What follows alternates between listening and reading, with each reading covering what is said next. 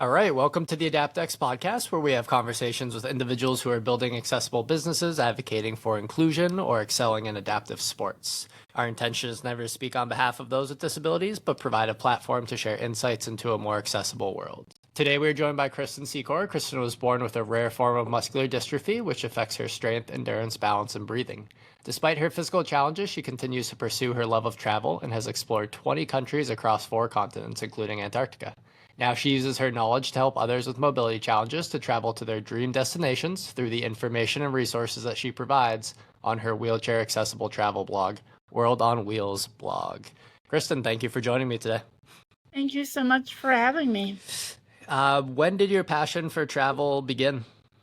So I've always had a passion for travel. We always took family vacations, but I did my first international trip right after graduate school, and that really fueled the fire of just seeing new places and history, and it just instilled an absolute love of travel even more than I already had.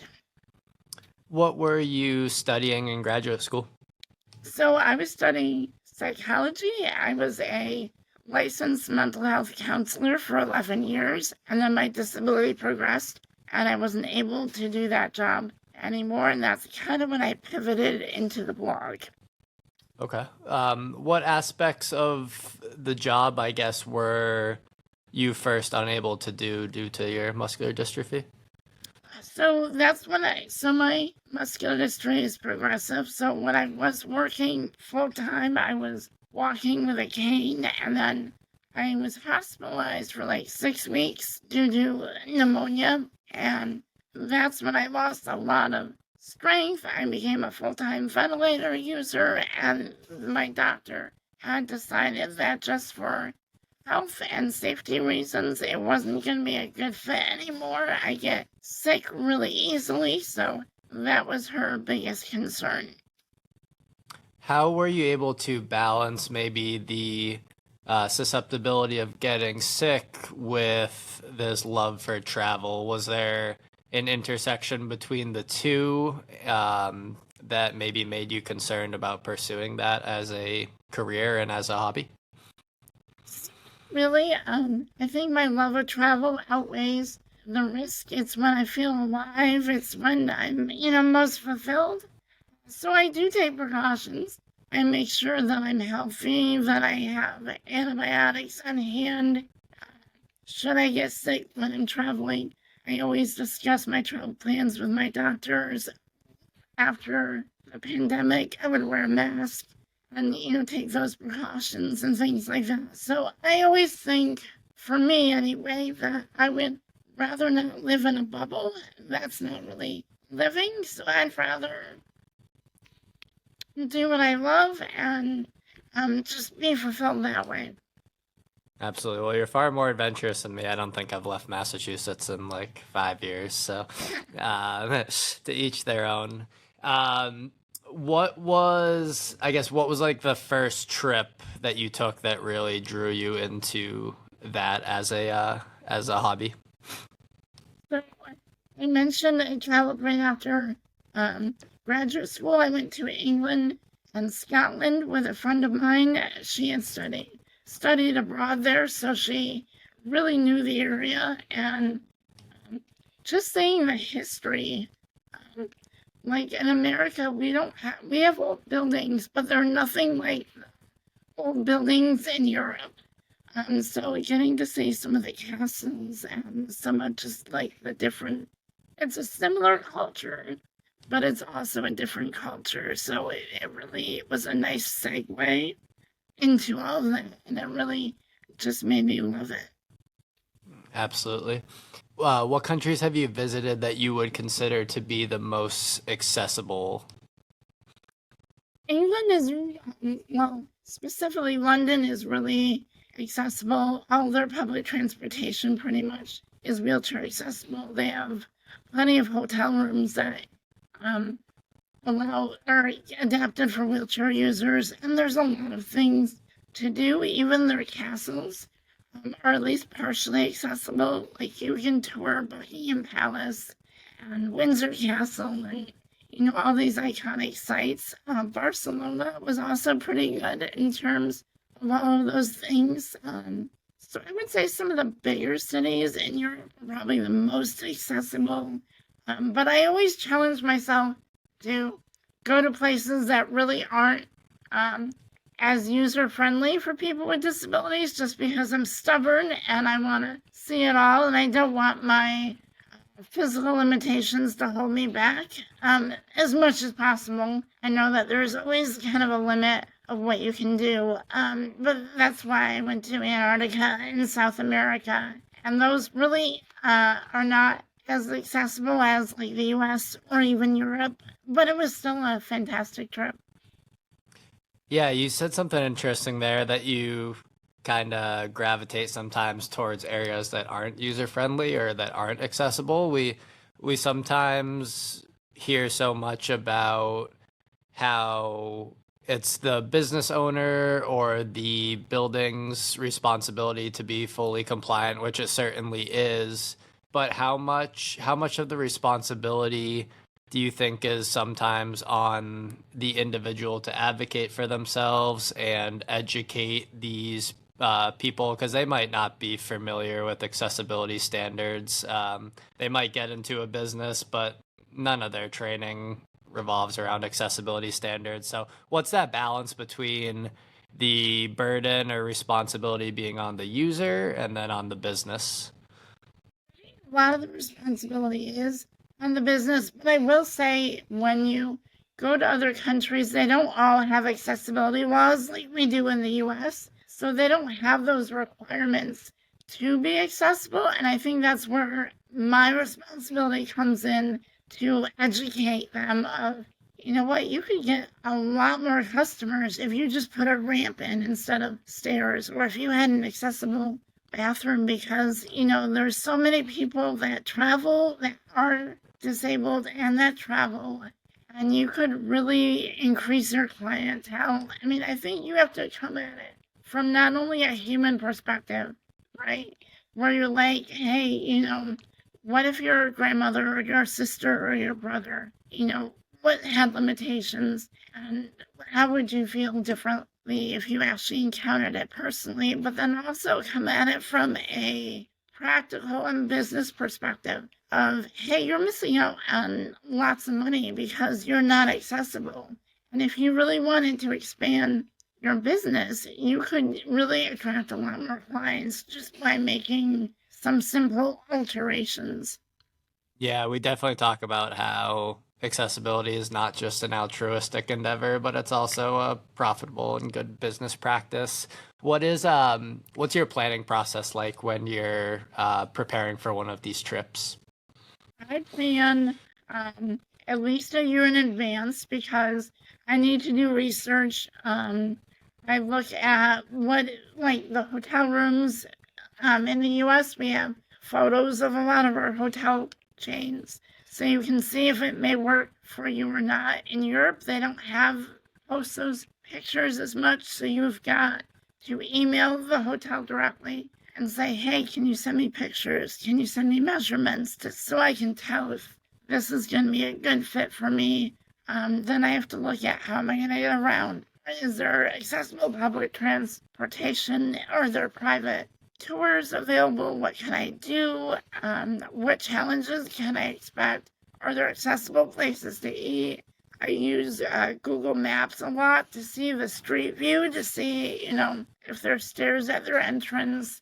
I've also learned to ask very specific questions. If I just ask, is it accessible? They'll say, yes, and then I'll show up and there's stairs, and they're like, well, you can do stairs, right? And I'm like, no, I cannot. That's not my definition of accessible, but everyone's definition differs. So I ask, are there stairs? Is there an alternative step-free entrance? Is there a lift on that bus so I can stay in my wheelchair, or is there a ramp? Questions like that, because I get better results that way, but I need time to reach out to all these places to ask those questions. I also know that accessible facilities are limited, so they sell out quickly. So I want to make sure I get the the adaptations I need. So yeah, I plan anywhere from 1 to 2 years in advance, depending on where I'm traveling to. Yeah, absolutely. We hear about the horror stories of traveling with a wheelchair and how so many airlines damage equipment during flights. Outside of that, what are your primary barriers or concerns when you fly? Accessible bathrooms, 100%. Yes, obviously the wheelchair chair damage is a concern for people as well, but on long haul flights, the bigger aircrafts have what they call accessible restrooms, but they're not really accessible. Sometimes they just take down a wall between two standard restrooms to make it bigger. But an aisle wheelchair is the type of wheelchair they use on a plane. Sometimes barely fits into one of their accessible bathrooms. And if you need help transferring, there's usually not room for someone else to be in there to assist you. So it can be very challenging. And I know personally I go to unhealthy measures of, not eating or drinking to try to avoid that situation where I may have to use a restroom. Yeah. Yeah, but that becomes increasingly harder when you're flying to places like Antarctica, I would imagine. Yeah. What was that trip like? I don't know the first thing about how that is structured or what the environment is like there outside of it being woefully cold. So are there yeah, what was the what did the trip consist of? So I did a cruise to Antarctica. I left from South America, so I flew to Santiago, Chile, and then we kind of sailed down the coast of South America, and then went to Antarctica for 4 days. So that part was relatively good accessibility-wise. A lot of the major cruise lines have accessible cabins and facilities. You have a place to eat and, things to do. And the ship I didn't actually land. They didn't take people ashore to Antarctica. I knew those ships were not going to be accessible, so we just sailed into the peninsulas around Antarctica. We saw a ton of wildlife, humpback whales every day, penguins every day, killer whales, seals, birds. So from a wildlife perspective, it was really amazing. The mountains and the icebergs were just incredibly big, like taller than the ship, which is several stories high. It's kind of mind blowing just how massive everything was. And yes, it was cold, but I went during Antarctica's summer, which would be our winter, so it was actually warmer in Antarctica than it was in upstate New York when I was down there. It was about 32, 35 degrees each day, so it was still cold, but not horrible. Yeah. Yeah, that's interesting. Definitely probably a sight that you have to witness to really fully grasp the magnitude of it all. How essential is fitness to your ability to travel or just health globally?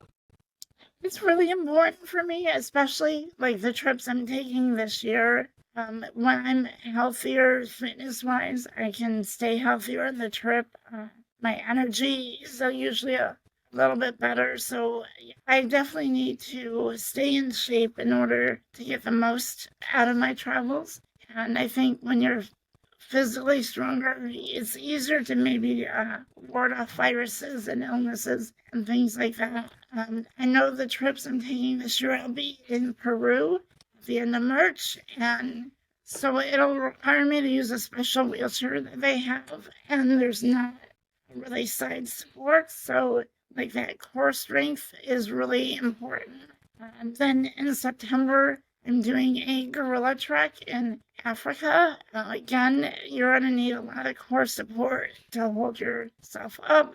It's not really the most accessible area, so you're going to have challenges to, over uneven terrain and things like that. So I think the stronger you are physically, the better you are to enjoy your trip. Absolutely. Maybe if we can segue into kind of etiquette and language.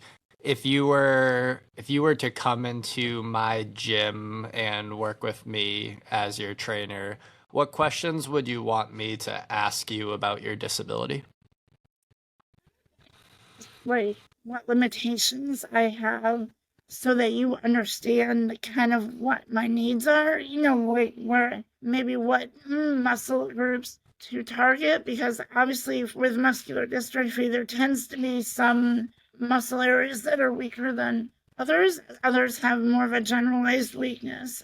Sometimes doctors put limits on what you can do to work out. So I would want you to ask those questions of, what guidance have your physicians given you so that we're not doing anything that could possibly damage my muscles further. I think that's really important as well. Yeah, it's not a diagnosis that I'm thoroughly well versed in. I did talk to a physical therapist who specialized in Duchenne's muscular dystrophy a few years back, and I actually recall him talking about sometimes concerns with too much muscle damage via the working out.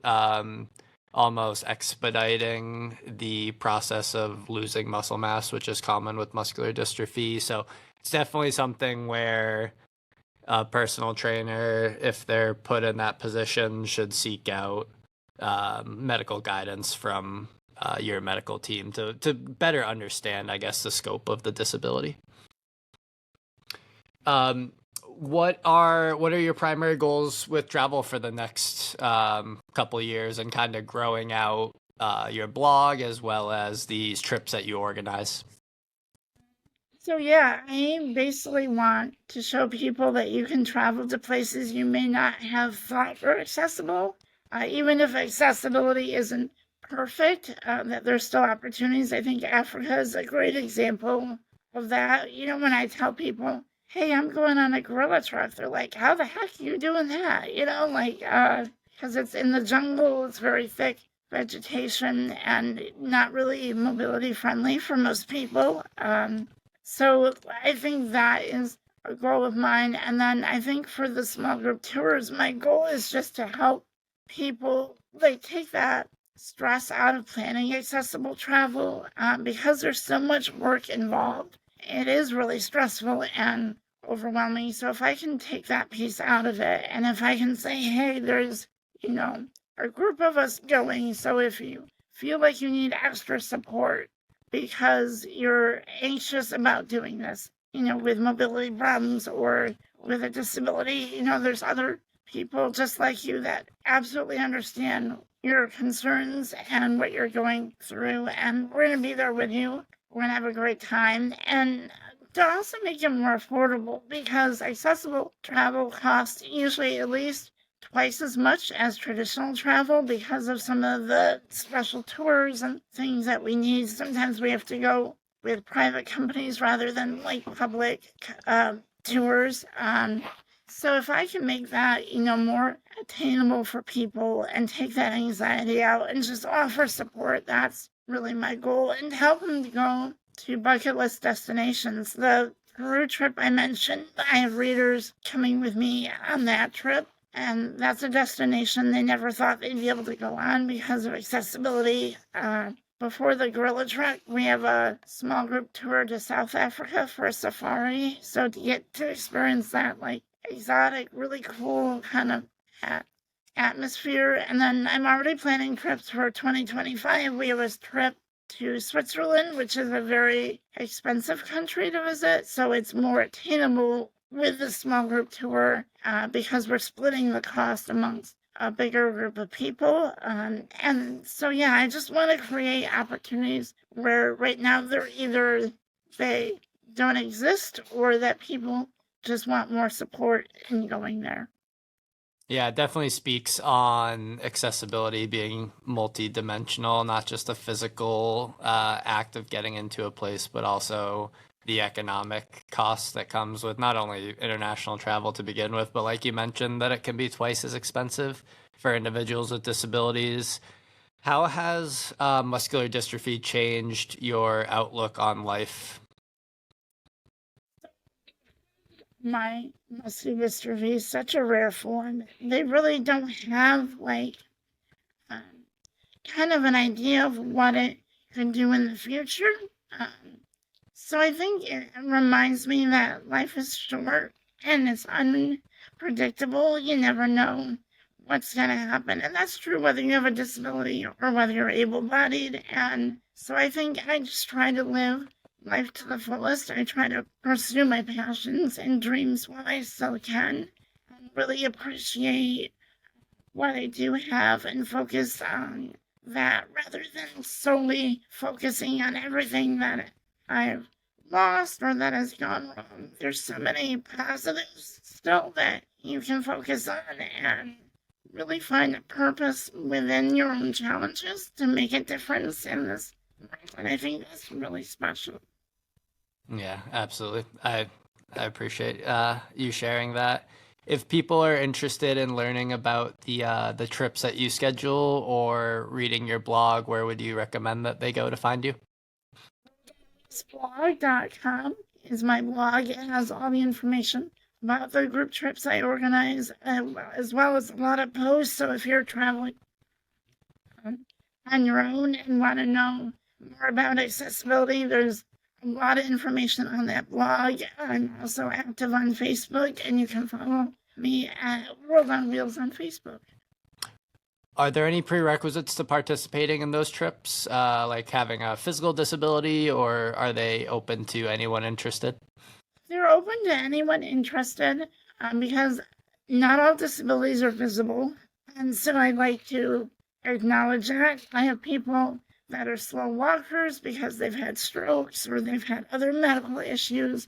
I've had people that are able-bodied that just love what I'm doing and love the trips that I put together. And so they're like, I want to join. And I'd love, to go with people no matter what their abilities. So it's always open to everyone. Awesome. Kristin, well, the work you're doing opens up the door for a lot of people, literally and figuratively. So I appreciate that mission, and I appreciate you sharing what you do with us today.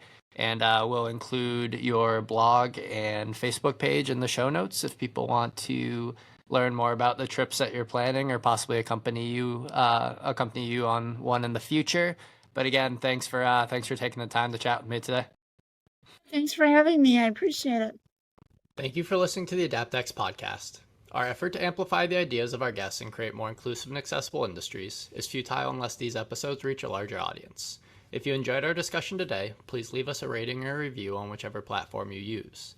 And if you would like to learn more about AdaptX, the course that we teach to health and fitness professionals and the projects that our organization is working on, you can subscribe to our newsletter through our website, www.adaptx.org. Until next Monday.